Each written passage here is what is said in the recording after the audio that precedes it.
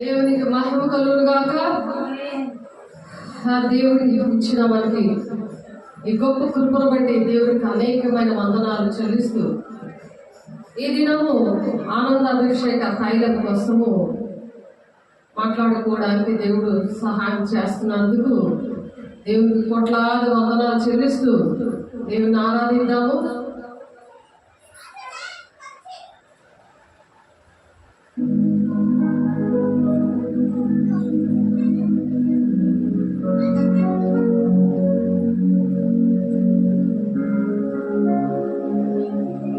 హల్లెలూయా.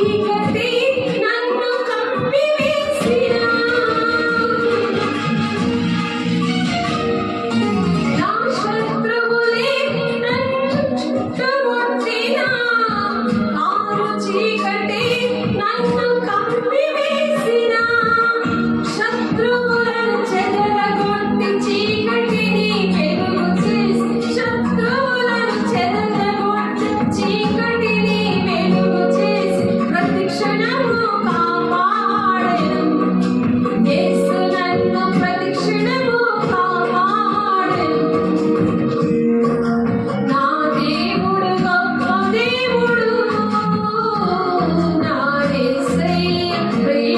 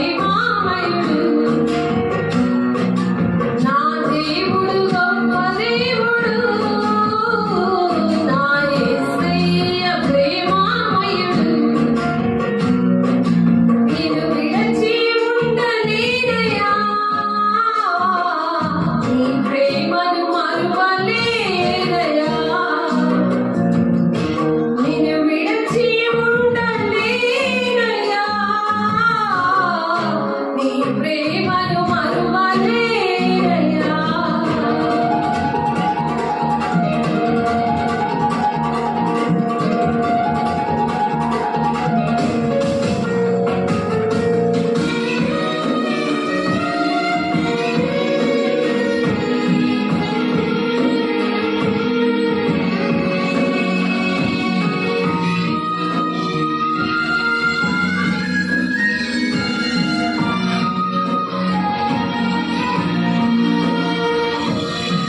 ఉన్నవారే నన్ను విడిచివేసినా, కట్టుకున్నవారే నన్ను వదిలివేసినా,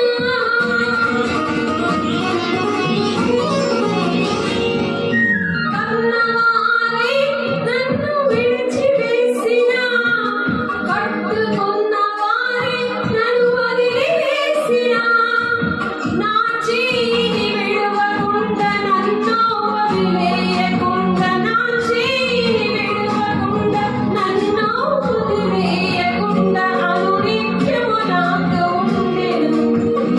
యేసు నన్ను అనునిత్యము నాతో ఉండెను. నా దేవుడు గొప్ప దేవుడు, నా యేసయ్య ప్రేమామయుడు. నా దేవుడు గొప్ప దేవుడు, నా యేసయ్య ప్రేమామయుడు.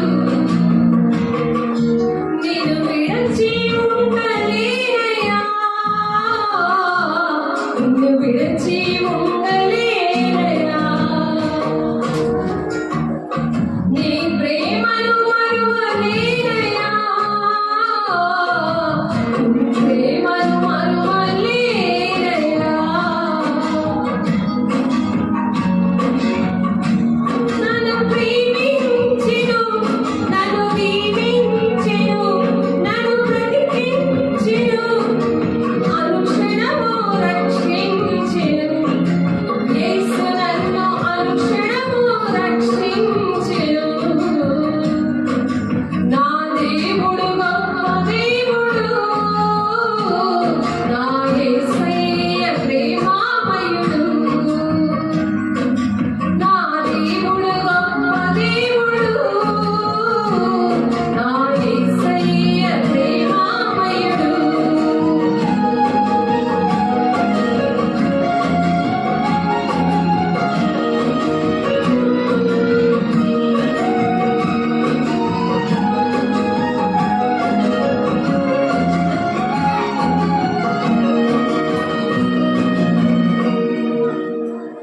దేవునికి మహిమ కలుగును గాక.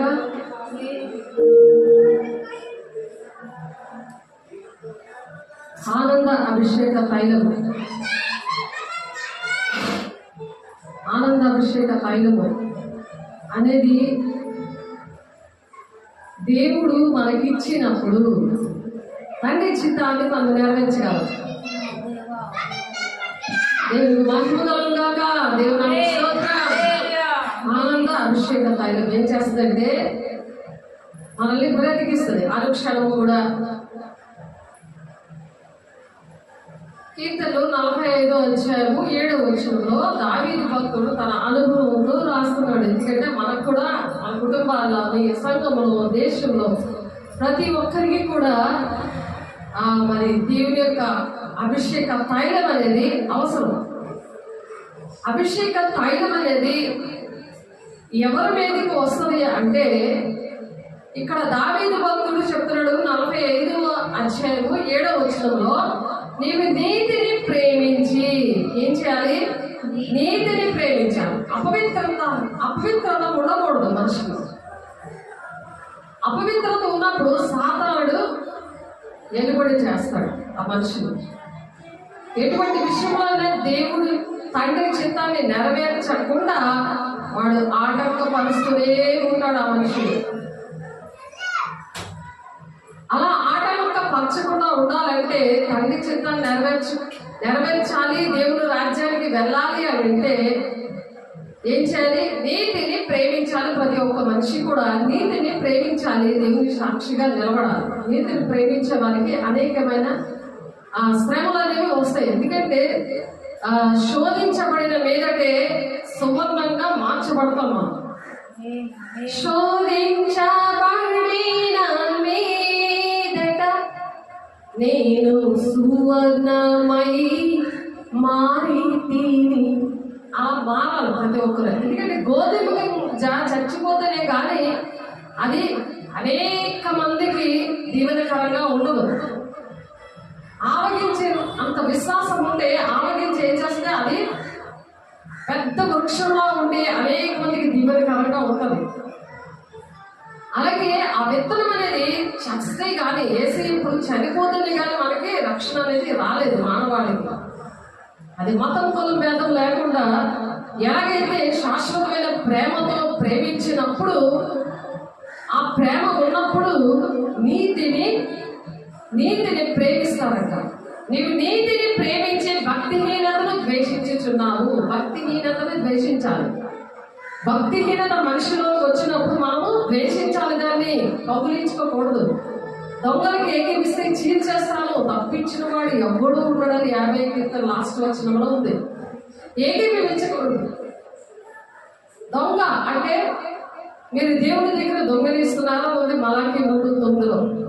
మరి జెఫన్యా 3వ అధ్యాయం 5వ అధ్యాయంలో ఉంటుంది. అప్రమాణికంగా దొంగలు ఉన్నప్పుడు ఎలా ఉంటుందంటే ఆ ఇంటిలోకి వచ్చేస్తుందంట దూసుకొని. ఒకసారి చూద్దాం జకర్యా గ్రంథం. జకర్యా ప్రవక్త ఆయన రాస్తున్నాడు. జకర్యా గారు మరి ద్వారా దేవుడు ప్రవచనం అనేది చెప్పినప్పుడు అది మన జీవితాల్లో నెరవేరకుండా మనము జాగ్రత్త పడాలి. జకర్యా గ్రంథం 5వ అధ్యాయం 1 నుంచి చదువుతున్నాడు. నేను మరలా తేరి చూడగా ఆయనకి దర్శనం కనబడుతుంది. దేవుడు అపోస్తలుల బోధలో దర్శనాలు వస్తాయి, ప్రవచనం వస్తుంది. దేవుడు ముఖాముఖిగా మాట్లాడతారు, వాక్యం ద్వారా మాట్లాడతారు. అపోస్తలు చూసినప్పుడు భయం కలుగుతుంది. అపోస్తలులు 2:43 ఎందుకు ఆ భయము వస్తుందంటే నీతిని ప్రేమించినందుకు, భక్తిహీనతను ద్వేషించినందుకు. కాబట్టి ఈ జకర్యా గారు కూడా అలాగున్నందుకు అటువంటి దేవుడు దర్శించి ఆ దర్శనంలో ఆయన చూస్తున్నాడు. జకర్యా గారు నేను మరలా తేరు చూడగా ఎగిరిపో పుస్తకం ఒకటి నాకు కనబడదు. పుస్తకం ఎక్కడైనా ఎగురుతుందండి, కాగితమే ఏగదు. చూడండి ఆ పుస్తకం ఎగురుతుంది అంటే మీరు ఆలోచించండి ఎంత దేవుని శక్తితో నింపబడి ఉందో ఆ పుస్తకం. ఆ పుస్తకం ఏంటో చూద్దాం. నేను మరలా తేరు చూడగా ఎగిరిపో పుస్తకం ఒకటి నాకు కనబడేను. నీకేమి కనబడుచున్నదని అతను నన్ను అడుగుగా నేను 20 మూరలు నిడివియు 20 మూరలు ఉందంట. అది 20 మూరలు. ఆలోచించండి ఎంత కొడుకుంటుందో పుస్తకం. 20 మూరల విడివియు 10 మూరల వెడల్పును కదా ఎగిరిపో పుస్తకం ఒకటి నాకు కనబడుచున్నదంటే ఎగిరిపోతుంది. అంత బరువైన పుస్తకం ఎగురుతుంది. అందుకంతట నాతో ఇట్లా ఇది భూమి అంతటి మీదకి బయట వెళ్ళి శాపమే. ఇప్పుడు నీవు నీతిని ప్రేమించి భక్తిహీనతను ద్వేషిస్తే ఆ పుస్తకంలో నీ పేరు ఉండదు. అది శాపగ్రస్తమైన నీ పేరు అందులో ఉందనుకో, నీ జీవితం అంతా శాపగ్రస్తమైన జీవితం ఉంటుంది. ఎందుకంటే నువ్వు నీతిని ప్రేమించట్లేదు. నీతిని ప్రేమించకుండా నీతిని ప్రేమించి భక్తిహీనతను ద్వేషించే వారిగా లేకపోతే వచ్చే ప్రమాదం ఏంటంటే శాపము. ఆ శాపముతో కూడిన పుస్తకము ఎగురుతుందంట. అది ఎక్కడ ఎగురుతుందంటే అది జకర్యా గారు చూస్తున్నారా దర్శనంలో. అందుకని నాతో ఇట్లా ఇది భూమి అంతటి మీదకి బయలుదేరి శాపమే. భూమి అంతటి మీదకి దానికి మతం కులం భేదం లేదు. అయ్యో నేను ఏ పని చేస్తున్నాను ఏం చూడట్లేదులే అనుకుంటారు. ఇంట్లో ఒక వేషం, బయట ఒక వేషం, నక్కలా మాట్లాడుకుంటారు ఫోన్లో. ఇంట్లో మాత్రం సాధారణ రూపం, బయట మాత్రం వెలుగుతున్న వేషం. చర్చిలోని బయటేంటి, ఉద్యోగాలు ఏంటి, బయట గడప దాటితే చాలు వెలుగుదేశ వేషం. లోపలికి రాగానే తోడేని వేషం. బయటికి వెళ్తే గొర్రె పిల్ల వేషం. అది ఎలా తెలుస్తుంది మనకి? ప్రతి ఒక్క మనిషిలో మరి నిన్న మనం చెప్పుకున్నాం కదా, దేవుని యొక్క ప్రత్యక్షత ఉన్న వాడికి మాత్రమే తెలుస్తుంది, మిగిలిన వాళ్ళకి తెలియదు. అందుకనే అనేక విషయాల్లో, ధనంలో, ఆరోగ్యంలో, ఆత్మీయంగా మోసపోతే ఉంటారు. మోసం అనేది జరుగుతూ ఉంటుంది వారి జీవితము దేవునికి అంకితం ఇచ్చినప్పుడు, అంటే దేవుని చేతిలో మన జీవితాలు పెట్టేమనుకోండి. అంకితం ఇవ్వడం అంటే ఏంటి? దేవుడు చేతిలో పెట్టాలి, దేవుడు నడిపించాలి. అప్పుడు దేవుడు మన మీద దృష్టి నుంచి ఆలోచన చెప్తాడు, నడవలసినాడు, బోధిస్తాడు. దేవుడు నడిపిస్తున్నప్పుడు ఎదుటి మనిషి పరిస్థితులు ఏంటి, అసలు నిజ స్వరూపము చూపిస్తాడు, స్కాన్ తీసి చూపిస్తాడు మనకి. మన కళ్ళు, ఒళ్ళు అన్నీ కూడా పరిశుద్ధంగా ఉండాలని వాక్యం చెప్తుంది. ఆత్మీయంగా, శారీరకంగా పరిశుద్ధంగా ఉండాలని చెప్తుంది. అప్పుడే వాగ్దానాలు మన పట్ల నెరవేరుతాయని మన వాక్యం చెప్తున్నాం ఆదివారం. అయితే నీవు నీతిని ప్రేమించి భక్తిహీనతను ద్వేషిస్తున్నావు. కావున దేవుడు నీ దేవుడే, దేవుడు నీ దేవుడే, నీకు దేవుడుగా ఉంటాడు అన్నమాట. ఆయన నువ్వు ద్వేషిస్తే దేవుడు నీకు దేవుడుగా ఉంటాడు. లేకపోతే మృతమైన జీవితం, మృతులకు దేవుడు కాదు అంటున్నాడు ఆయన. వ్యభిచారులారా, ఈ లోక స్నేహం దేవుడితో వైరమని మీరు ఎరుగరా? మీకు దేవుడు శత్రువు అని ఉంది యాకోబు 4:4. ఎవరితో స్నేహం చేస్తున్నారు? భక్తిహీనులతో స్నేహం. వాళ్ళు వ్యభిచారులారా అని చెప్తున్నారు. ఈ లోకంలో స్నేహం, దేవుడితో స్నేహం మానేసి నిన్ను విడిచి ఉండలేనయ్యా నా ప్రాణం అనదు. అప్పుడు ఎటువంటి శత్రువు వచ్చినా దేవుడు ఆ శత్రువుని చెదరగొడతాడు. ఆ చీకటి మనుషుల్ని వెలుగుగా చేసేస్తాడు అక్కడ. ఎందుకంటే యెహోవాకు ప్రీతికరం ఉంటే శత్రువులు కూడా అక్కడ మిత్రులుగా చేసేస్తాడు. అందుకని దేవుడితో స్నేహం చేయాలి. ఆయన మన స్నేహితుడు. ఇక మీరు దాసులు కాదు కానీ మీరు నాకు స్నేహితులు అన్నాడు. అలాగే ప్రాణప్రియుడిగా ఉన్నాడు ఆయన. సృష్టికర్త అయిన దేవుడు మనకు భర్త అయి ఉన్నాడు. సాధారణ భర్తగా ఉంటే వాడిని నడిపిస్తాడు. అప్పుడు ఎలా ఉంటుంది? నీతిని ద్వేషిస్తారు, భక్తిహీనతని ప్రేమిస్తారు అన్నమాట. రివర్స్ గేర్ లో వెళ్ళిపోతుంది. రివర్స్. దేవుడు ఒక మాట చెప్తే ఇంకొక మాట. ఆ అపవిత్రాత్మ ఆ విధంగా శరసగా ఉండి మరి నడిపిస్తూ ఉంటుంది ఆ మనిషిని. కాబట్టి చూద్దాము, అలా నడిస్తే ఏటో నష్టం. జకర్యా గ్రంథం వద్దాము, 5వ అధ్యాయము మరలా 3వ వచనం చదువుతున్నాను. జాగ్రత్తగా వినండి. శాపగ్రస్తమైన జీవితం కావాలా? ఆశీర్వాదకరమైన జీవితం కావాలా? అందుకతడు నాతో ఇట్లని, ఇది భూమి అంతని మీదకి బయట శాపమే. జకర్యా గారికి తెలియలేదు విషయం. ఏంటి పుస్తకం ఇది చూపిస్తారేంటి, ఇది ఏంటి అని అడిగితే ఇది భూమి అంతా మీదకి బయలుదేరుతుందంట. తెలియదు. మన తెలియని వాళ్ళకి మనకు చెప్పాలి కదా. మనకి దేవుడు ఆనంద అభిషేకం తైలముతో అలంకరించాడు. ఎందుకు అభిషేకించాడు? నీవు నీతిని ప్రేమించావు, భక్తిహీనతను ద్వేషించావు. కాబట్టి అభిషేకం కావాలి. నన్ను అభిషేకించి ప్రభా ఏడుస్తూ ఒత్తుకుంటారు. కానీ నువ్వు నీతిగా ఉన్నావా లేదా? భక్తిహీనతను ద్వేషిస్తున్నావా? భక్తిహీనతను మనుషులు కౌగిలించుకొని వాళ్ళు ఏమంటారు? తందనం పాడుతూ ఉన్నావా? వాళ్ళకి ఏకీపిస్తున్నావా? దొంగలకి ఏకీపిస్తే చీల్చేస్తాను, తప్పించిన వాడు ఎవడు ఉండడు. 50 17వ వచనంలో ఉంటుంది. దిద్దుబాటు నీకు అసహ్యం కదా. వ్యభిచారంతో సంగతించేస్తావు అంటే లోక స్నేహం చేస్తున్న వారితో. భౌతికంగా అలాగా వ్యభిచారం చేస్తున్నది అలాగా మనం ఉండవు. కానీ నేను నీతిమంతునే అనుకుంటాం. కానీ దేవుని దృష్టిలో ఎలా ఉందంటే ఆయన పరిశుద్ధుడు కాబట్టి పరిశుద్ధుని యొక్క లెక్కలు వేరేగా ఉంటాయి, మనుషుల లెక్కలు వేరేగా ఉంటాయి. అందుకని లోక స్నేహం చేసిన వాళ్ళు వ్యభిచారులారా అని అక్కడ పిలుస్తున్నాడు. యాకోబు 4:4 లోక స్నేహం నువ్వు చేస్తే చాలు, లోకస్తులతో నువ్వు స్నేహం చేస్తే చాలు, నువ్వు దేవునికి శత్రువు అయిపోతావు. వాళ్ళ ఇంట్లో వాళ్ళే కావాలి, బయట వాళ్ళే కావచ్చు. కానీ మొదటి యోహానులో ఉంటుంది 5వ అధ్యాయం 17వ వచనంలో దుష్టుడు ముట్టకుండా తను తాను భద్రం చేసుకోవాలి. అలా భద్రం చేసుకునేదే మనం నీతిని ప్రేమించాలి, భక్తిహీనతను ద్వేషించాలి. అందుకని దేవుని వాక్యము మన ఒంటిలో ఉండాలి. ఆ వాక్యము ద్వారా దేవుడు అలా రక్షిస్తూ ఉంటాడు. అలాగే భాషలతో అందరూ మాట్లాడాలనే వాక్యం చెప్తుంది. ఆ వాక్యం మనం చెప్తున్నాం. భాషలతో మాట్లాడుతున్నప్పుడు దేవుడితో సూటిగా మాట్లాడు, అందరూ మాట్లాడాలని ఉంది వాక్యం. కొంతమంది కాదు, పరిశుద్ధాత్మను పొందుకున్న వాళ్ళందరూ భాషలతో మాట్లాడుతున్నప్పుడు దుష్టుడికి అర్థమవుతుంది, మనుషుడికి అర్థమవుతుంది ఆ ప్రార్థన. దేవుడితో మాట్లాడుతున్నప్పుడు దేవుడు మనల్ని విడిచి ఉండదు. దేవుడు మనతో ఉంటాడు, మనల్ని విడిచి ఉండలేము. ఆయన విడిచి ఉండలేము.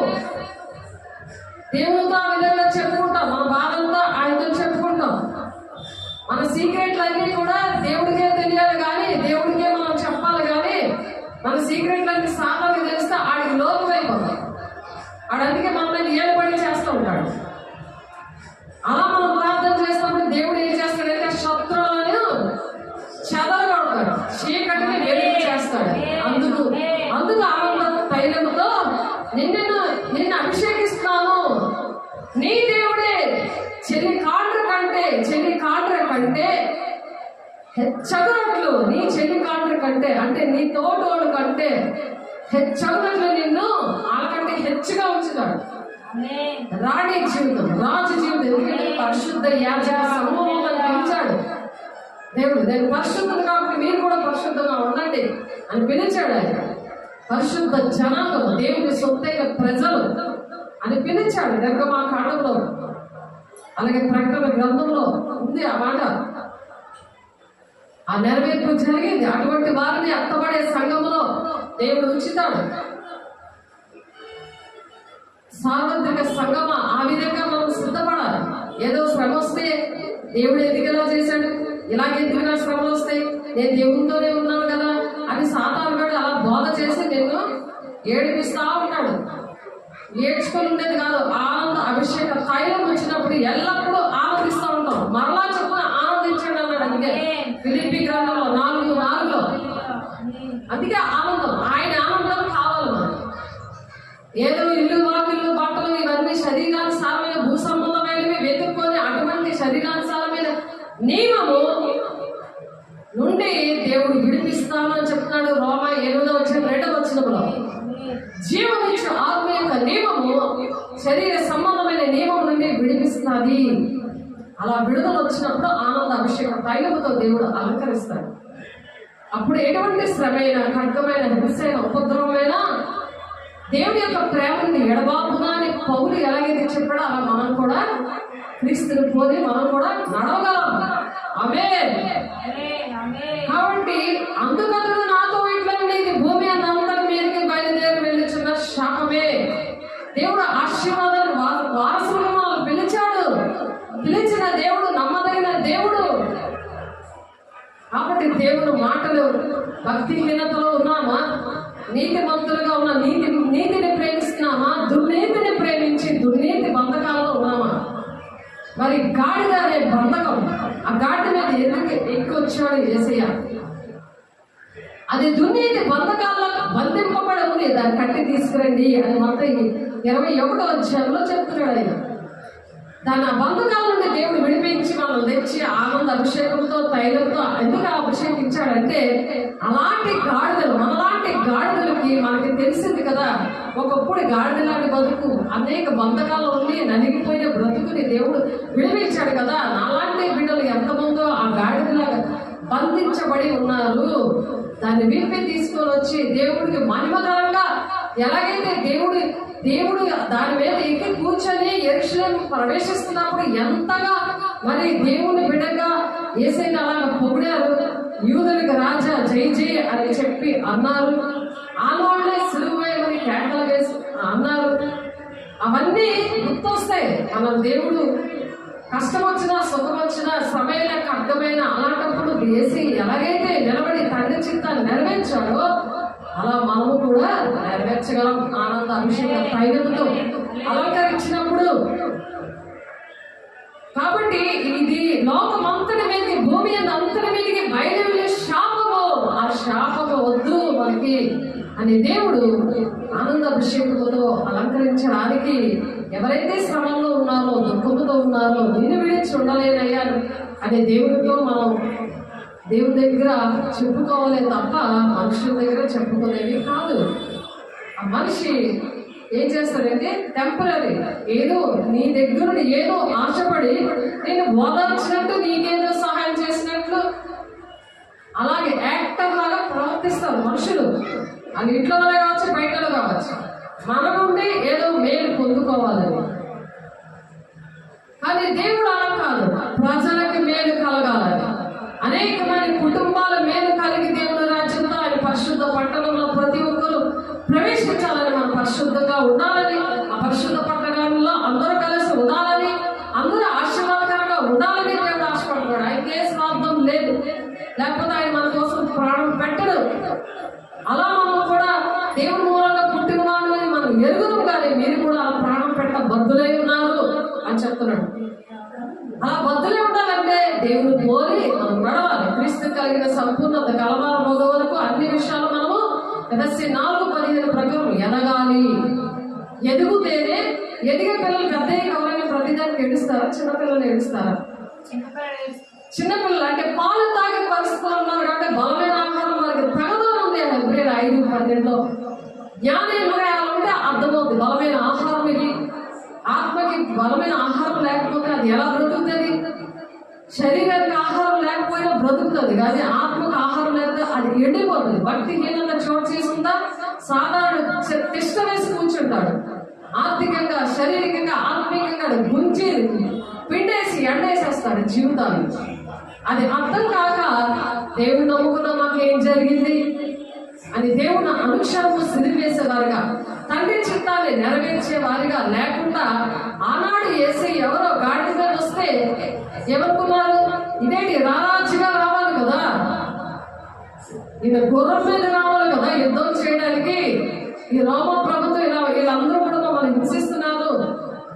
ఆనాడు ప్రజలు ఎలాగైతే దేవుడు రక్షిస్తాడని ఎదురు చూశారో అలాంటిది ఆయన వస్తే ఆయన పోల్చుకోలేకపోయారు. లేఖనాలు చెప్తున్నాయి ఇలా వస్తాడని. జకరియా 9:9 మనం చూస్తే ఆయన చెప్తున్నాడు. చూద్దాం దేవుడు ఎలా వస్తాడని జకరియా గారు ప్రవచించారు. ఆ ప్రవచనం పట్టిన లేఖనాలు చూసేనా వాళ్ళకి అర్థం అవ్వలేదు. సియోను నివాసులారా బహుగా సంతోషించుడి, యెరూషలేము నివాసులారా ఉల్లాసంగా ఉండుడి అంటాడు. ఉల్లాసం అంటే సంతోషం. ఈ ఆనంద అభిషేక తైలంతో అలంకరించే వారు ఎల్లప్పుడూ కూడా ఉల్లాసం ఉంటారు.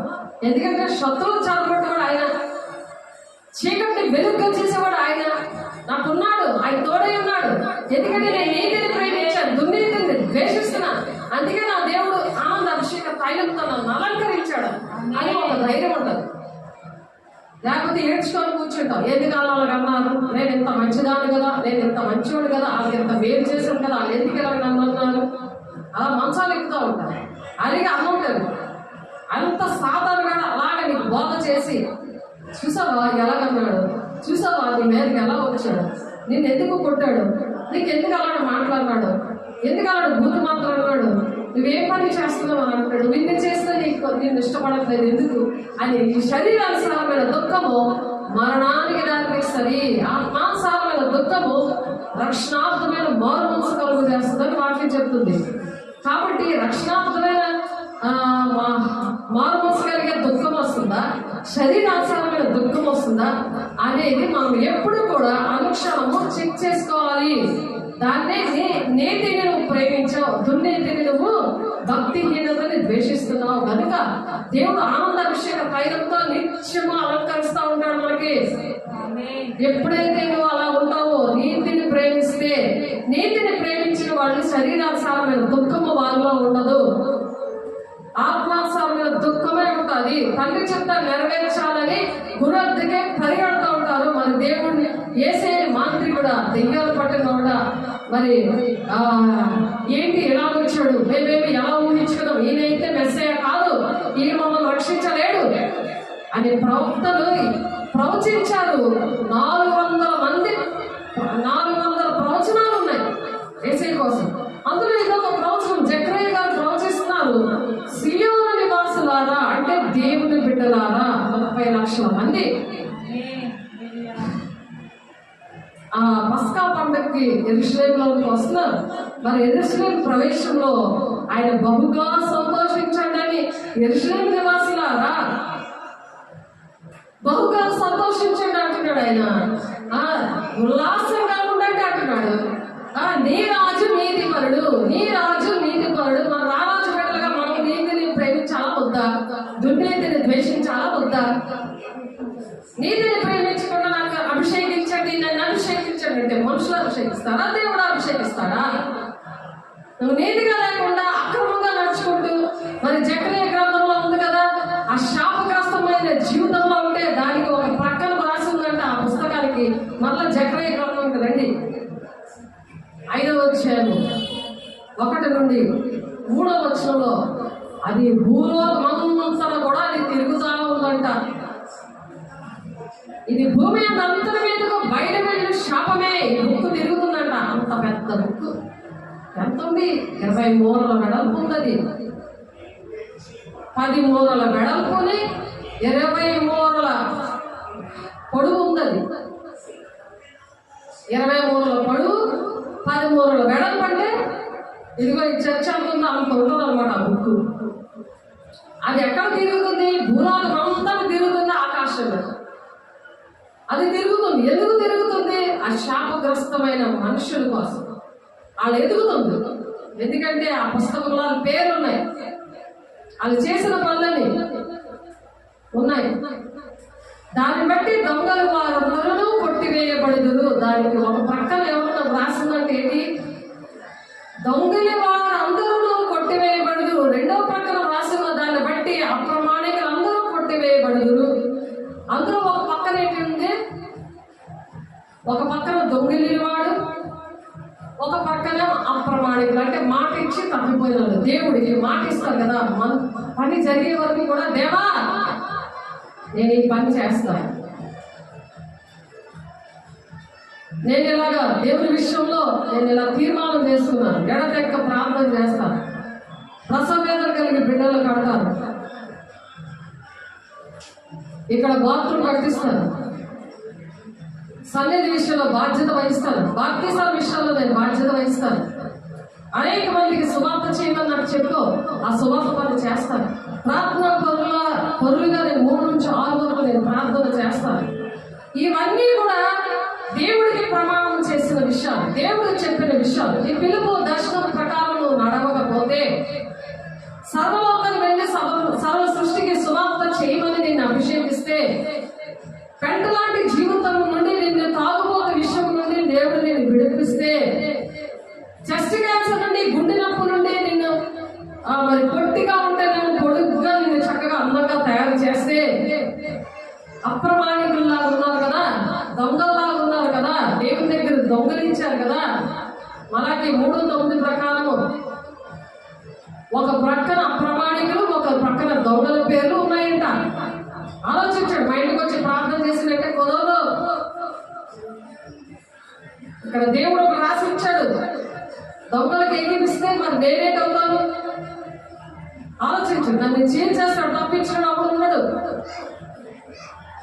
ఎంతసేపు శత్రువులు చెదరగొడతాడైనా, శత్రువులకు ఎందుకు టైం, ఎందుకు అలాగా అధికారం వస్తుంది? దుష్టుడు ముట్టకుండా తను తాను ఇలాగా భద్రం చేసుకోవాలి. దేవుడు ఏం చెప్తాడు? అది క్రమం. లేకపోతే అక్రమం చేయాలని పండి మీరు ఎవరో నాకు తెలియదు అంటాడు. ఆయన నామాన్ని వ్యర్థంగా ఉచ్చరించకూడదు. ఆయన నామాన్ని దెయ్యాలు వెళ్ళగొట్టేయడం, వేసినప్పుడు నీకు స్వస్థత వచ్చే అనడం కాదు. దేవుడు మాట వినకపోతే అనారోగ్యం వస్తుంది. పాపానికి జీతం మరణం, ఆజ్ఞాతిక్రమే పాపం. నువ్వు ఆజ్ఞలు అతిక్రమించకుండా, ఆయన కట్టలు అనుసరించకుండా, ఆయన మాట వినకుండా నువ్వు దుర్నీతిని ప్రేమిస్తున్నావు. నీతిని ప్రేమించట్లేదు, దుర్నీతిని ప్రేమించి, భక్తిహీనులను ప్రేమించి, ఆల మాటలు వింటూ ఆడానికి పడి వాళ్ళకి సేవలు చేస్తుంటుంటే, దేవుడి ప్రణాళికను పక్కనెట్టేసి దేవుడి టైము, దేవుడి డబ్బులు ఆ కోసం ఖర్చు పెడుతుంటే నీ పరిస్థితి, నీ దీపం ఆరిపోతుంది. నీ దర్శనము, దేవుడు అభిషేకము, పరిశుద్ధాత్మ దేవుడు, అది ఎలా ఉండాలి? ఎప్పుడు కూడా నిత్యము వెలుగుతుండాలి. దీప వృక్షంలాగా అది నిత్యము కూడా వెలుగుతుండాలి. దగ్గర 15 ఎపిసోడ్లు అయ్యే దీప వృక్షం గురించి. దేవుడు ఒకే మెసేజ్ అనుకున్నాను. దేవుడు ఎన్ని మాటలు చెప్పించారో ఇక్కడ నిలబడితే. కాబట్టి వాళ్ళందరూ కూడా కొట్టివేయబడతారంట. ఎలాగా అంటే, ఇది సైన్యములకు అధిపతి యెహోవా వాక్కు నేనే అంటున్నాడు. యెహోవా దేవుడు ఏం మాట్లాడుతున్నాడు? ఈ మాటలు యెహోవా వాక్కు నేనే దాన్ని బయలుదేరి చేయుచున్నాను. యెహోవా దేవుడే ఆ బుక్కుని బయలుదేరుతుందంటే ఎక్కడికి అంటే అది దొంగల ఇళ్లలో, ఎవరైతే దేవుని డబ్బులు దొంగలించారో, అప్రమాణికులుగా దేవుని దగ్గర మాటించి తప్పిపోయారో, దేవుని ఆజ్ఞలు పాటించకుండా దేవునికి ఇష్టం లేకుండా బ్రతుకుతున్నారో, ఆ దొంగలకు నేను కూడా ఆ క్షణంలో దేవుని అడిగితే వెంటనే పరదేశం తీసుకెళ్ళిపోతారని ఒక భ్రమపరిచే ఆత్మతో బ్రతుకుతున్నారు. అందరికీ జరగదు. అన్ని పాత్రలు ఒకటి మట్టి పాత్ర ఉంటుంది, ఒకటేమో బంగారు పాత్ర ఉంటుంది, ఒకటి వెండి పాత్ర ఉంటుంది. ఒక్కొక్క దాన్ని ఒక్కొక్కలాగా మనం ఎలాగైతే యూజ్ చేస్తామో, మట్టి పాత్ర వాడతాం, పారేస్తాం. టీ గ్లాసు అంటది, అది టీ తాగి పారేస్తాం. అది కొడుకొని పెట్టుకుంటామా? ఒక్కొక్కరిని దేవుడు వారి భక్తి పరమాన్ని చెప్పున అలా వాడుకుంటాడు. క్రీస్తు కలిగిన సంపూర్ణత గలవారు వరకు అన్ని విషయాలు ఎదుగుతున్నప్పుడు బంగారు పాత్రగా తయారు చేస్తాడు. ఒక ఘనమైన పాత్రగా దేవుని చేతిలో ఒక బలమైన ఆయుధంగా వాడుకుంటాడు. అలా వాడుకోవాలని నీతిని ప్రేమించాలి, దుర్నీతిని ద్వేషించినప్పుడు నేను అస్తమాటికి ఆనంద అభిషేక తైలంతో నిన్ను అలంకరిస్తూ ఉంటాడు. ఆమేన్.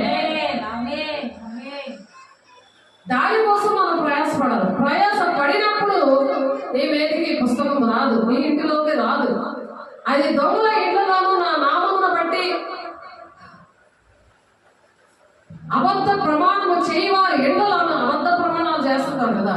అబద్ధ ప్రమాణం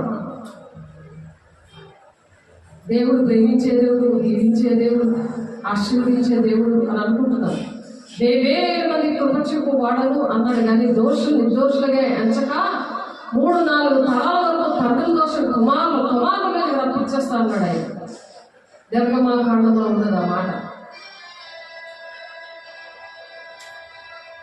అర్థమవుతుందా? ఆయన 10,000 మంది కృప చూపిస్తాడు. ఆ కృపకాలం అయిపోతుంది, ఆ కృపకాలం తరిగిపోతుంది.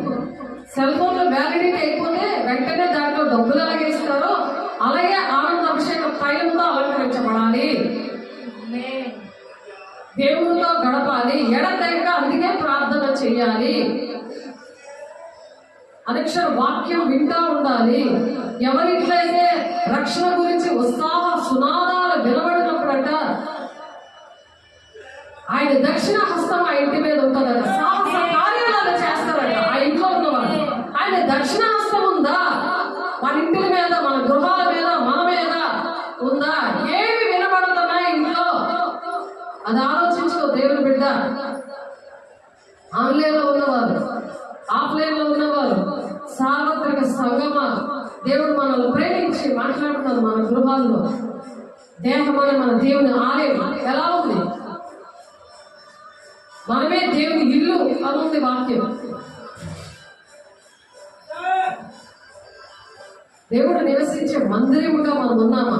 ఎక్కడ అడుగు పెడితే అక్కడ శబ్దులు చెదరగొడతాడంట, చీకటి వెలుగుగా చేస్తాడంట. అక్కడ మీరు లోకానికి వెలుగై ఉన్నారని అందుకే చెప్పాడు. కొండ మీద ఉన్న పట్టణం అది మరుగై ఉండలేదు, ఎవరు ఆపలేరు సేవని. ఇది సైన్యములకు అధిపతి యెహోవా వాక్కు నేనే దాన్ని బయలుదేరుచున్నాను. దేవుడే ఆ బుక్కును బయలుదేరి చేస్తున్నాడంటే ఎన్ని ప్రార్థన చేస్తా విడుదల వచ్చేస్తుందా? చేతులు వేసి ప్రార్థన చేస్తే నీకు విడుదల వచ్చేస్తుందా? దేవుని ఆత్మలో పొందేసుకుంటావా? మనుషుల అభిషేకం కావాలా? దేవుడు అభిషేకం కావాలా? మేడ అనుభవంలో ఎవరు అభిషేకించారు? అగ్ని జ్వాల అంటే ఆత్మతో ఎవరు నింపబడ్డారు? దేవుడు వచ్చాడు అక్కడికి. అగ్ని జ్వాల ఆత్మతో మనుషులు వచ్చి అభిషేకించారా? ఎవరు అభిషేకం కావాలి మనకి? అది దొంగల ఇళ్లలోనూ నా నామమును బట్టి అబద్ధ ప్రమాణం చేయవారి ఇళ్లలోనూ ప్రవేశించి వారి ఇళ్లలో ఉండి వాటి దోమలను రాళ్లను నాశనం చేయడు. దూలాలు నాశనం చేస్తే అవి రాళ్ళన్నీ పగలగొట్టేస్తే ఆ ఇల్లు పడిపోతుందా? నిలబడి ఉంటుందా? అందుకే క్రీస్తు అనే బండ మీద కట్టబడి ఉండాలి. అంటే క్రీస్తు అనే పునాది. పేతురుతో దేవుడు ఏం చెప్పారు? నీ మీద నేను సంఘాలు కడతాను. పేతురు అంటే రాయి అని అర్థం. ఇసుక మీద ఇల్లు కట్టద్దు అని చెప్తున్నాడు దేవుడు. ఇసుక అంటే భక్తి హీనత, అబద్ధ బోధ. ఆలోచించండి, దేని మీద కడుతున్నారు భక్తి? ఏ భక్తిని మనుషులకు కల్పించే పద్ధతులు, దైవోపదేశాలు, వ్యర్థమైన ఆరాధన వద్దు అంటున్నాడు. పెదవులతో మనం దేవుని గణపరిస్తే దేవుని అభిషేకం ఉండదు. మన హృదయం ఆయనకి దూరంగా ఉందో దగ్గర ఉందో అది చెక్ చేసుకోవాలి. వేగంగా లేచిస్తున్నావా? వందకాల ప్రార్థన చేస్తున్నావా? దేవుడు లేపుతున్నప్పుడు లేపిస్తున్నావా? లెగను అని పడుకోబెడుతుంటే పర్వాలేదు పడుకో అని అంటే నువ్వు పడుకుంటున్నావా? దేవుడు ఎప్పుడు లేవమంటే అప్పుడు లేగాలి. లేకపోతే దేవుడు అసాధారణ వాళ్ళలోకి వెళ్ళిపోయి ఒక భ్రమలో దేవుడు నమ్ముకున్నాను, నేను దేవుని ఆజ్ఞలు పాటిస్తున్నాను, దేవుని వాక్య ప్రకారం నడుస్తున్నాను, దేవుని సన్నిధికి వెళ్తున్నాను, ఏసీ శరీరం తీసుకుంటున్నాను, వాక్యానుసారంగా నడుస్తున్నావు కదా అని అది బోధ చేస్తుంటారు.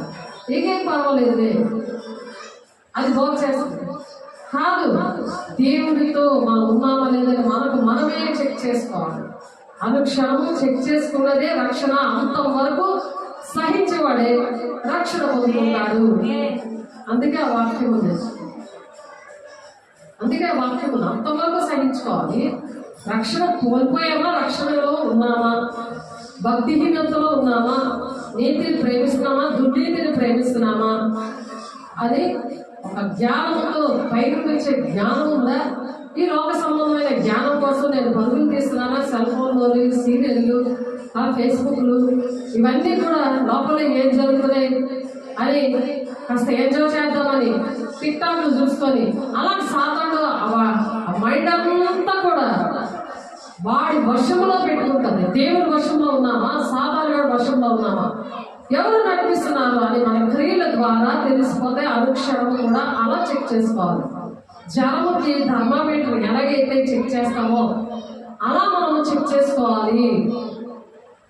అందుకే ప్రార్థన, సహవాసము, రొట్టె విచ్చడండి ఎడతెగక ఉండండి అని అపోస్తలుల కార్యం 2:42 రాయడానికి కారణం అదే. అది దినము దేవాలయంలో తప్పక కూడుకోండి ఏక మనసుని రాశారు. అందుకే అపోస్తలుల బోధ ఎందుకు దేవుడు అక్కడ మేడగదిలో ఆయన 45 రోజులు ఆయన ఆరోహణ అయిపోయిన తర్వాత మరి 10 రోజులు ఉపవాసం ఉన్నాక పెంతెకొస్తు పండుగ రోజున అందరి మీద అగ్ని జ్వాల వంటి ఆత్మ ఎందుకు కుమ్మరించబడిందో కారణం అదే. అంతవరకు సహించబడే రక్షణ పొందుకుంటాడు. అది చెక్ చేసుకోవడానికి. అలాగే లోకంలో సముద్రం అనే ఈ లోకంలో చేప అనే మనకి ఉప్పట్టుకోకుండా ఎలాగైతే అది రుచికరంగా ఉంటుందో అలాగా భక్తిహీనత మనకి అంటుకోకుండా మనం నీతిని ప్రేమిస్తూ దేవుడు పరిశుద్ధులవుడికే పిలిచాడు కానీ అపవిత్రులు అవడానికి పిలవలేదు. ఎందుకంటే ఆయన అపవిత్రుడు కాడు, ఆయన పరిశుద్ధుడు. పరిశుద్ధ పట్టణానికి తీసుకెళ్లాలని అనుక్షణం నీ కోసం నా కోసం చాచిన చెందులతో కన్నీటితో ఆయన పిలుస్తున్నాడు. నువ్వు వస్తున్నావా? ముదిమ వచ్చే వరకు ఎత్తుకునే దేవుడు. నువ్వు వస్తున్నావా? దేవుని దగ్గర రావడానికి ఇష్టపడుతున్నావా? నా కోసం సేవకులు ప్రార్థన చేయిస్తారు, మా ఆవిడ ప్రార్థన చేస్తుంది, మా ఆయన్ని ప్రార్థన చేసిస్తాడు, నా పిల్లలు చక్కగా పాటలు పాడుతున్నారు, వాళ్ళు ప్రార్థన చేస్తే బేగా నాకు పనులు అయిపోతాయి అనుకుని ఉంటున్నావా? బ్రహ్మపరిచే ఆత్మతో ఎవరిది వాళ్ళే. ఎవరు భోజనం ఎలా తింటారో శరీరానికి ఆత్మ కూడా ఆత్మీయ ఆహారం అంత ముఖ్యము. మనకి దేవుని మాటలు, ఆయన ఆజ్ఞలు, ఆయనకు లోబడి తండ్రి చిత్తం ఏంటో నెరవేర్చక ఆనాడు యెరూషలేములో దేవుడు శాంతి కలుగు చేయడానికి బంధకాలం ఉన్న గాడిదని ఆయన చూశాడు. అలాగే నిన్ను నన్ను చూస్తున్నాడు. మనం బంధకాలంలో ఉన్నామా? విప్పబడి ఆ గాడిద దేవుడికి మహిమకరంగా దానికి ఒక వాల్యూ వచ్చింది. ఏసై కూర్చుంటే ఏసై దాని జీవితంలో వచ్చినప్పుడు దాని కట్లు తెగిపోయాయి, దాని బంధకాలు విడిపోయాయి. అలా నువ్వు ఏ బంధకాల్లో ఉన్నావు? విడిపించడానికి దేవుడే విడిపించడానికి మీ ఇంటిలోకి వచ్చి ఈ మాటలు చెప్తున్నాడు. సర్వలోకాలు వెళ్ళి సువార్త ఈ విధంగా ప్రకటన చేయమని చెప్పారు దేవుడు. ధనాపేక్ష వాళ్ళు ఆలోచిస్తారు, ఇది ధనంతో కూడిందేమోనని. విశ్వాసంతో వెళ్తుంది యాత్ర. ఆ విశ్వాసంతోనే దేవుడు ఇవన్నీ కూడా నడిపిస్తున్నారు. సేవ అంతా విశ్వాసంతోనే జరుగుతుంది. ఆ విశ్వాసం ఉన్నది కాబట్టి ఆయన ఇష్టంగా ఉన్నప్పుడే దేవుడి మాటల ద్వారా బలపరిచి స్థిరపరిచి నడిపిస్తున్నాడు. లేకపోతే దుష్టుడు ఎవరిని మింగుదనాన్ని గర్జించి సింహంలాగా తిరిగేస్తున్నాడు. ఆయన చిన్న కొట్టుకుని తొక్కుకొని సేవ చేయగలగడానికి దేవుడు కృప చూపించాడు. ఏ అర్హత లేని నాకు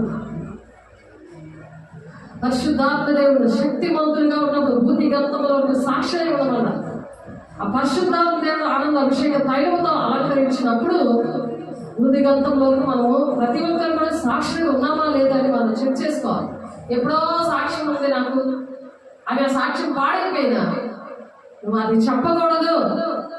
నీ సాక్ష్యం పాడైపోతే సిగ్గుపడి దేవుని పాదాల దగ్గర పడి, దేవా నీ నామానికి అవమానకరంగా ఉన్నానయ్యా, బాహటంగా అనుక్షణంగా నేను సిలిపేస్తున్నానయ్యా అని చెప్పి సరి చేసుకొని నీతిని ప్రేమించి దుర్నీతిని ద్వేషించి భక్తిహీనతను ద్వేషించి దేవుని పాదాల దగ్గర వస్తాయి. కృపగల దేవుడు చాచిన చేతులతో నీకోసం నా కోసం దినమెల్లా ఆయన నేను మీకు విశ్రాంతి కలుగు చేస్తానంటున్నాడు. ఆయన సమస్త భారాన్ని మోయించిన భారాలను నా ఎందుకు రండి, నేను మీకు విశ్రాంతి కలుగు చేస్తానంటున్నాడు. ఏ బాధలో ఉన్నావు దేవుని బిడ్డ, ఆర్థికంగా శారీరకంగా ఆత్మీయంగా ఏ బాధలో ఉన్నా దేవుడు క్షమించే దేవుడు. కానీ నువ్వు వేషధారిగా ఉన్నావు అనుకో, వేష్యని క్షమించేస్తాడు కానీ వేషధారి క్షమించడం. వేషధారి వెలుగుదూత వేషం వేసుకొని భక్తి పరులాగా భక్తి పరులాగా మనము వేషాలు వేయకూడదు. ఎందుకంటే ఈ పుస్తకం వచ్చి నాశనం చేస్తుంది ఆ గృహాలు. ఆ దేహం అనే దేవుడు గుడారాన్ని అంటే అనారోగ్యం ఇది మాత్రలు మిగతా ఉంటారు 24 గంటలు. భక్తిహీనత, చీకట్లు, బంధకాలు, పాపానికి జీతం మరణం, మరణానికి ముందు అనారోగ్యం నడుస్తుంది. వారి ధర్మశాస్త్రకి లోబడరు, లోబడ నేరలు, శరీరాలు సారులు. అది రోమ 8:9 రోమ 8 అధ్యాయము 5, 6, 7 వచనాల్లో ఉంది. చాలా సార్లు చెప్తున్న మాటలు ఇవి. కాబట్టి మొత్తం 21:10 ఆయన యెరూషలేములోనికి వచ్చినప్పుడంట పట్టణం అంతా కూడా ఆయన ఎవరు అని కలవరపడ్డారు. ఎందుకంటే ఆయన దీనుడిగా వస్తున్నాడు. అందుకనే దేవుని ప్రేమ తెలిసిన వాళ్ళని దేవుని బిడ్డల్ని ఎవరు కూడా లక్ష్య పెట్టారు. అనంత వాక్యం 1 కొరింథీ 2వ అధ్యాయంలో వాళ్ళు దేవునాత్మ ఉన్న వాళ్ళకి దేవుని సంగతులు అర్థమవుతాయి, మనుషాత్మ ఉన్న వాళ్ళకి మనుషుల విషయాలు అర్థమవుతాయి, లౌకికాత్మ ఉన్న వాళ్ళకి లోకస్తుల విషయాలు అర్థమవుతాయి. ఇప్పుడు దేవునాత్మ ఉన్న వాళ్ళకే దేవుని విషయాలు అర్థమవుతాయి, మిగిలిన వాళ్ళకి అర్థమవుతుంది. నశించిపోతున్నారు కదా అని వేరుతనం ఉంటాయి ఈ మాటలు. కాబట్టి ఎలా కనిపిస్తున్నాయి మీకు అని ఆలోచించాలి. ఆయన యెరూషలేముకి వచ్చినప్పుడట పట్టణం అంతా అని ఎవరో అని కలవరపడ్డారట. కాబట్టి ఆ మొత్తం 27:19 ఆ నీతిమంతుని జోలికి పోవద్దు అని చెప్పి మరి పిలాతు భార్య దేవుల్లో ఉంది. ఆ దినాల్లో దేవుళ్ళు ఉన్నవాళ్ళు ఉన్నారు, దేవుని అంగీకరించారు కొంతమంది. మమ్మల్ని రక్షించడానికి వస్తున్నాడు, సియోను కుమార్తె అని చెప్తున్నాడు కదా ఆయన. సియోను కుమార్తె అంటే 3 లక్షల జనాభా అనమాట. అంటే దేవుడు బిడ్డలారా మిమ్మల్ని రక్షించడానికి నేను వస్తున్నాను అంటే దేవుడు రక్షించడానికి వస్తున్నారు. సేవకులు ఉన్నా వాళ్ళు గుర్తించలేకపోతున్నారు. ఆనాడు యేసే వస్తున్నా గుర్తించలేదు. లేఖనాలతో జకర్యా గారు ప్రవచించారు, మరి సియోను నివాసులారా బహుగా సంతోషించండి, యెరూషలేము నివాసులారా ఉల్లాసంగా ఉండండి, నీ రాజు నీతిపరుడు రక్షణ గలవాడు దీనుడై గాడిద పిల్లను ఎక్కి నీ వద్దకు వస్తున్నాడనంటే మరి శాస్త్రం పరిశీలన సద్దుగా బాగా పిండేశారు కదా. వాక్యం అంతా బాగా ధర్మశాస్త్రం అంతా బాగా తెలుసున్నారు కదా. ఇప్పుడు కూడా బీటీహెచ్లు ఎన్టీహెచ్లు మరి థిసిస్ మరి బిషప్లు వీళ్ళందరూ కూడా బాగా వాక్యం తెలుసున్నారు కదా. కానీ మరి గాడిద మీద వస్తున్నాడు తెలీదా? ఆయన పోల్చుకోవాలా లేదా? అభిషేకించిన సేవకులను ఇప్పుడు కూడా గ్రహించట్లేదు. అపోస్తల బోధన పెరుగుతున్న వాళ్ళకి గ్రహించట్లేదు. దేవుని బిడ్డల ద్వారా ఇలాంటి కార్యాలు జరుగుతున్నాయంటే యేసయ్య నామంలో జరుగుతాయిలే, ఆయన నామం యూజ్ చేసుకుంటే మన ద్వారా కూడా జరుగుతాయిలే అని భ్రమపరిచే ఆత్మ నడిపిస్తుంది. మరి దేవుడేమో అక్రమం చేయాలని పోటీ అంటున్నాడు, మీరు ఎవరో నాకు తెలియదని వస్తున్నాడు. తండ్రి చిత్తాన్ని నెరవేర్చడం వల్లే దేవుడు రాజ్యము అనే వాళ్ళ కోసం దేవుడు ఎదురు చూస్తున్నాడు. అందుకే బుద్ధిగల కన్యకలాగా మనం 5 కన్యకల మనము మన సంఘం కూడా అలా ఉండాలి. సార్వత్రిక సంఘమా 5 ఉండిపోయారు కదా, అలా దేవుడిలా ఎగస్ట్రా పెట్టుకున్నారు, ఎగస్ట్రా పట్టుకుని ఉన్నారు. అభిషేకం ఎగస్ట్రా అభిషేకం ఎలా వస్తుంది? భాషలతో మాట్లాడుతున్నప్పుడు వస్తుంది, భాషలతో మాట్లాడుతున్నప్పుడు వస్తుంది. ప్రతి ఒక్కరు పొందుకోవాలి, ప్రతి ఒక్కరు పొందుకోవాలి. అందరూ మాట్లాడరు, అందరూ కూడా ప్రవచించలేరు అని ఉంది వాక్యం. అది ఎందుకు చెప్పారంటే అందరూ బోధ చేయలేరు అంటే, అందరూ బోధ చేయాలి, అందరూ దేవుని వాక్యం చెప్పాలి, కానీ చేయట్లేదు అని చెప్తున్నారు. అందరూ భాషలతో మాట్లాడట్లేదు అని బాధతో చెప్తున్నారు. కానీ పౌలు గారు అందరూ కూడా భాషలతో మాట్లాడాలని కన్ఫర్మ్ చేశాడు ఆయన ప్రాక్టికల్ గా. అన్ని వాక్యాలు తీస్తే మరి వాక్యం ఆగిపోతుంది. అందుకే మీరు డిస్క్రిప్షన్ లో ఉంటాయి ఈ వీటి కోసం చెప్పినవి, అందులో మీరు చూస్తున్నప్పుడు మీకు అర్థమవుతాయి ఈ విషయాలన్నీ కూడా. కాబట్టి మత్తయి 21:23లో మరి పిలాతు చేతులు కడిగేసుకున్నాడు. అలాగే మనం ఏం చేయాలంటే చెప్పేసి వాళ్ళకి మనం చేతులు కడిగేసుకోవాలి. దేవా, ఈ పాపము నా బిడ్డల మీదకి రాకూడదయ్యా. ఇప్పుడు ఈయనలో ఏ తప్పు లేదు, ఏసైలో ఏ తప్పు లేదు, కానీ ఆనాడు ఆ యెషయా ప్రవేశం అవుతున్నప్పుడు యూదులకు రాజా జై జై అని పలికిన నోళ్లే సిలువ వేయండి అని అప్పుడు ఆ యూదులు అరిచారు. దేవుడి ప్రాణాలుగా అర్థమవ్వలేదు. గాడిద మీద వస్తాడని ప్రవచనాలన్నీ చెప్తుంటే అన్నీ తెలిసిన వాళ్ళే ఆనాడు శాస్త్ర పరిశీలన ధర్మశాస్త్రోపదేశం వీళ్ళంతా కూడా పాస్టర్ వాళ్ళే చెప్పేశారు, వాళ్ళే ఎదురు చూశారు. అయ్యో మరి మీ బాధల్లో ఉంటే మమ్మల్ని విడిపించడానికి రాజుగా వస్తున్నాడు, నీతిపరుడు ఆయన, రక్షణ గలవాడు, దీనినే వస్తున్నాడు, గాడిద మీద వస్తున్నాడు. ఎందుకు వస్తున్నాడు? యుద్ధం చేయడానికి రావట్లేదు. యుద్ధం చేయడానికి వస్తే రాజుగా వస్తాడు, యుద్ధం చేసి వాళ్ళందరినీ చంపేస్తారని సినిమా యాక్టర్ లాగా వస్తారేమో, అలాగంతా యాక్షన్ చేస్తాడేమో అనుకున్నాడు. కానీ దేవుడు ఆయన ఏంటంటే ఒక దీనుడిగా వచ్చాడు. దీన స్వభావం ఎంతో తగ్గించుకున్నాడు. ఆయన శాంతి దూతగా వచ్చాడు. అలాగే మనం కూడా శాంతి కలిగి మనం కూడా అటువంటి దీన మనసులో ఉన్నప్పుడే దేవుడు మన హృదయంలో నివసిస్తాడని యెషయా 57:15లో ఉన్నట్టుగా మనం దీన మనసుతోనే సేవ చేయాలి, దీన మనసుతోనే సువార్త చేయాలి. అహంకారంతో సేవ చేయకూడదు. గుర్రం మీద రావడం అంటే కారు రావడం అలాగే చేయకూడదు. అహంకారంగా వస్తే అక్కడ దేవుడు ఉండడు. దేవుడు ఎలా వచ్చాడు? రక్షించడానికి. దేవుడు గుర్తించలేకపోయారు. ధర్మశాస్త్రం అంతా తెలిసినప్పటికీ కూడా అనేకమైన ప్రవక్తలు ప్రవచించినప్పుడు కూడా ఆ ప్రవక్తల నెరవేర్పు జరిగించడానికి లేఖనాలు వాళ్ళు ఎరగలేదు. ఎందుకంటే వాళ్ళ కళ్ళుండి చూడలేదు, చెవులుండి వినలేకపోయారు, వాళ్ళ హృదయం క్రొవ్విగా ఉంది. అది యెషయా చెప్పిన ప్రవచనం సరియే అనుకున్నాడా? యేసయ్య అలా అనుకున్నప్పుడు మనం కూడా మనల్ని గ్రహించట్లేదు అంటే, మనల్ని అవన్నీ గుర్తు పెట్టట్లేదు అంటే, సద్భక్తితో బ్రతుకను ఉద్దేశించిన వారికి హింస తప్పదు అని మరి ఆ దేవుని బిడ్డలుగా మరి దేవుడు ఆ పౌలు గారు చెప్తున్నారు. ఆయన హింసలు పడి అన్ని చిత్తాన్ని నెరవేర్చాడు ఆయన. కాబట్టి దేవుడు ఆ శత్రువులనే చెదరగొడతాడు, మరి చీకటి వెలుగుగా చేస్తాడు. ఎందుకంటే ఆనంద అభిషేక తైలముతో మనం నింపినప్పుడు ఆ విధంగా తండ్రి చేత నెరవేర్చి దేవుడి రాజ్యంలో ఉండాలని దేవుడు ఆశపడి చెప్తున్నాడు. అలాగే మత్తయి 21:25లో అందరు ప్రజలందరూ వారి రక్తము మా మీద మా పిల్లల మీద ఉండును గాక అన్నారు. ప్రజలందరూ ఏమన్నారు? గాడిద మీద వచ్చినప్పుడు అంటే దేవుడు దీన మనసుతో ఉన్నప్పుడు, సేవకులు కూడా దీన మనసుతో వచ్చి నీకోసం ప్రార్థన చేస్తున్నప్పుడు అందుకే గుర్తించాను. వారి మీద తిరుగుబాటు స్వభావం ఎందుకు ఉంటుందంటే, మరి ఈ ప్రజలందరూ ఏమన్నారు? ఆ రక్తం అంటే నీతి మంతుడిని అలాగా బాధ పెట్టినందుకు సర్లే ఆయన సిలువ ఏంటి అది అరిసేయి, దొంగని విడిపించమని ఆ నోరులే కేకలు వేసాయి. ఎందుకంటే దేవుడు అక్కడ అద్భుత కార్యాలు చేశాడు, లాజర్ని లేపాడు, అక్కడ గుడ్డివారిని బాగు చేశాడు. ఇవన్నీ చూసేమో అక్కడేమో దేవుడేమో యోధులకు రాజా జై జై అన్నారు. అలాగే అద్భుత కార్యాలు, మహత్కారాలు, సూచక్రియలు మరి మా జీవితాల్లో కూడా మా సన్నిధిలో కూడా నేను చేసిన 6 పరిచయాల్లో కూడా దేవుడు చేశాడు. కానీ శరీరానుసారులుగా మారిపోయారు. ఆ రక్తము అప్పుడు ఆ జనులు ఏమన్నారు? బరబ్బానే విడిచిపెట్టండి. అటువంటి వారి దగ్గరికి వెళ్ళిపోయారు వాళ్ళందరూ కూడా.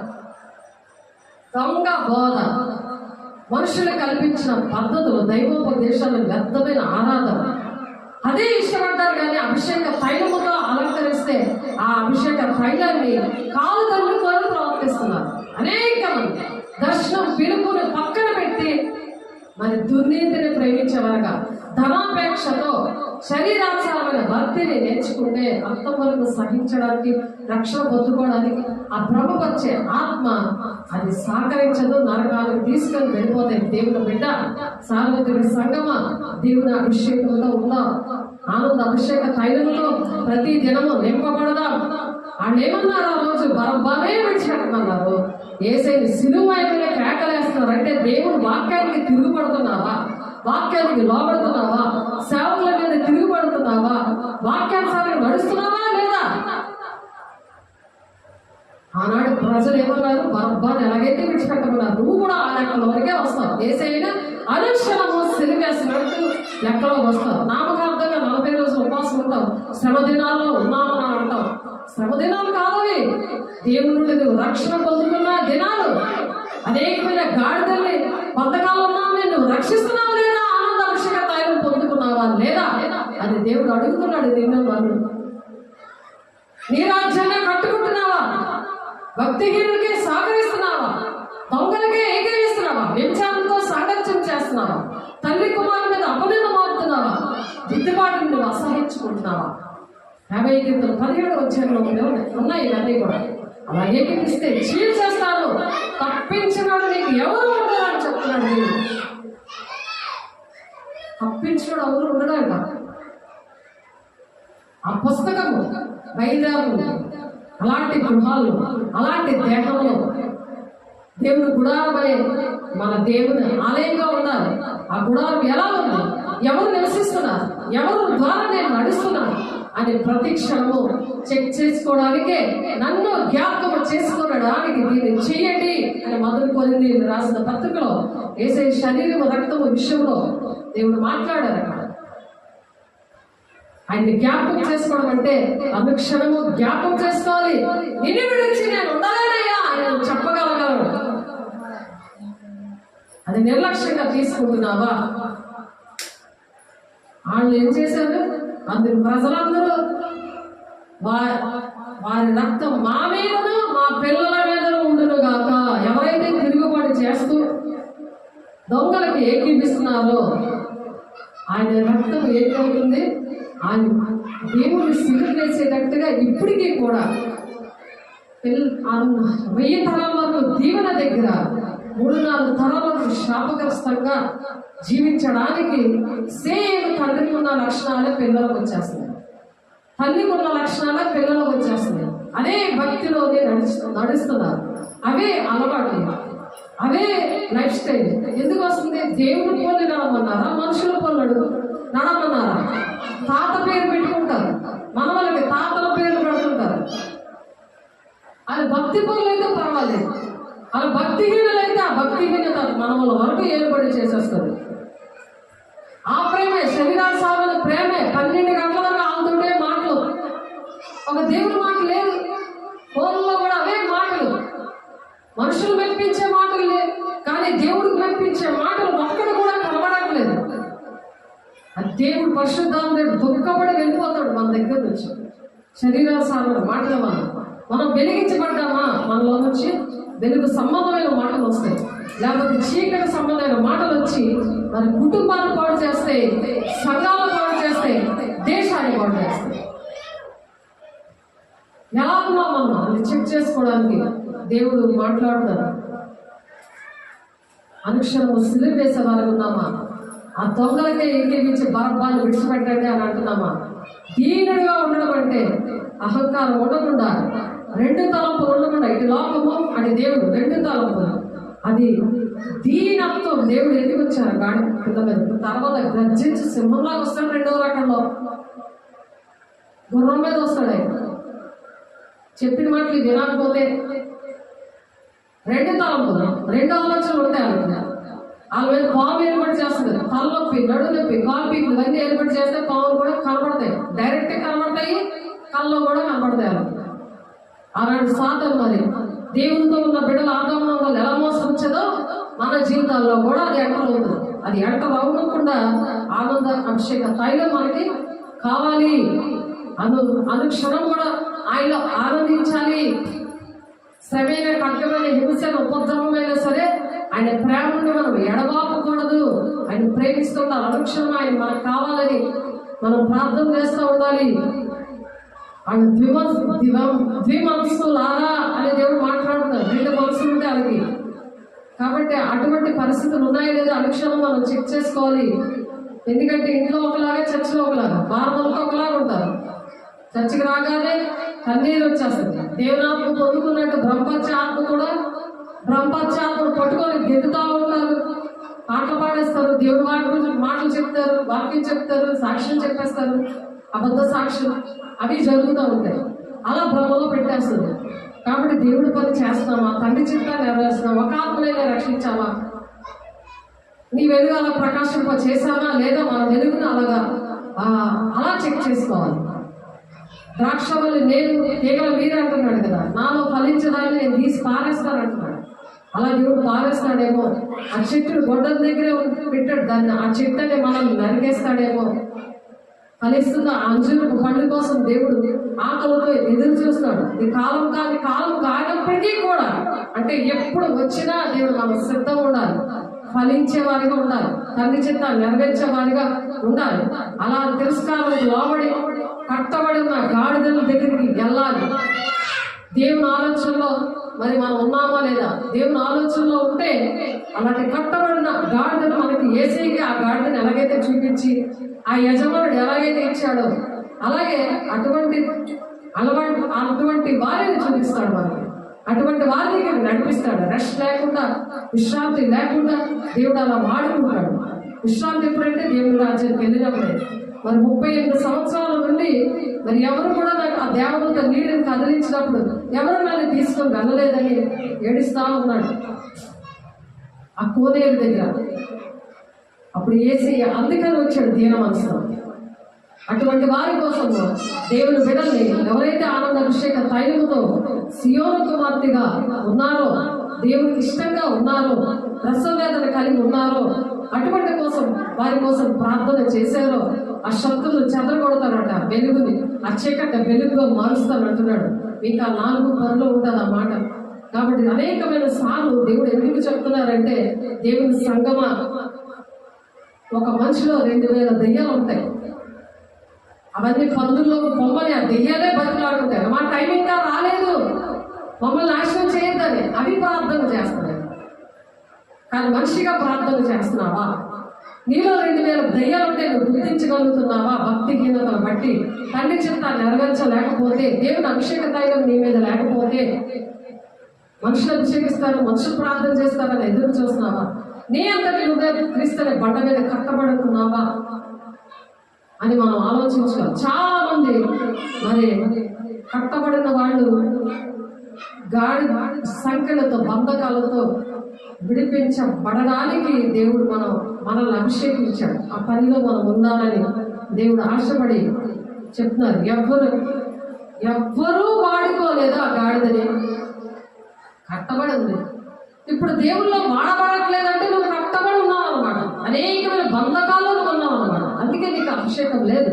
పరిశుద్ధత నేను పొందుకోవాలని నువ్వు ఎవరిని అడిగినా నువ్వు పొందుకోలేదు. నేను రెడీగా ఉన్నందుకు 1999లో 3 రోజులు పరిశుద్ధాత్మ మీటింగ్ వెళ్ళినప్పుడు వెంటనే పొందుకున్నాను. అలాగే మరి ఒక 6 నెలలు సంవత్సరం అయిందండి, 2 సంవత్సరాల క్రితం చెన్నైలో ఒక టీం వచ్చినప్పుడు వెంటనే పొందుకున్నాను. అవి టచ్ చేయకుండానే దేవుని అభిషేకంతో చైర్లో కూర్చుండగానే 3 రోజులు కూడా అభిషేకం పొందుకొని మళ్ళీ రీఫ్రెష్ చేశాడు. ఆ రీఫ్రెష్ చేస్తే దేవుడు ఈ వాక్యం నేర్పించడానికి, ప్రతి శోధనని తట్టుకోవడానికి, తండ్రి చేత నెరవేర్చబడ్డానికి ఆ ఆనంద అభిషేక తైలమే ఈనాడు నన్ను నిలబెట్టింది. ఎవ్వరూ టచ్ చేయలేదు. ఎవరు నాకు వాక్యం పరిశుద్ధాత్మ దేవుని కోసం ఎవ్వరూ చెప్పలేదు. ఎవరు నన్ను చేతులేసి నాకు ప్రార్థన చేయలేదు. ఆ దేవుడే నన్ను అభిషేకించాడు. అగ్నిజ్వాల ఆత్మతో పరిశుద్ధాత్మతో అభిషేకించి నేను నా జీవితం అంకితం చేసుకున్నప్పుడు దేవుడు ఈ భక్తి నేర్పించి ఆ విధంగా నన్ను అభిషేకించాడు. ఎందుకంటే మనుషులు చేసింది టెంపరీ, దేవుడు ఇచ్చిన అభిషేకం చాలా పవర్ఫుల్ గా ఉంటుంది. మనుషుల వైపు అందుకే చూడొద్దన్నాడు. మనుషులు నమ్మడి కంటే, రాజులు నమ్మడి కంటే యెహోవా ఆశ్రయించిన మేలు ఉన్నారు. ఆ మేలుని పక్కన పెట్టి మనుషుల మీద ఆధారపడే వారికి ఆ పుస్తకము వెళ్ళి అది శాపం, భూలోకం అంతట మీదకి వచ్చే శాపమే ఇది.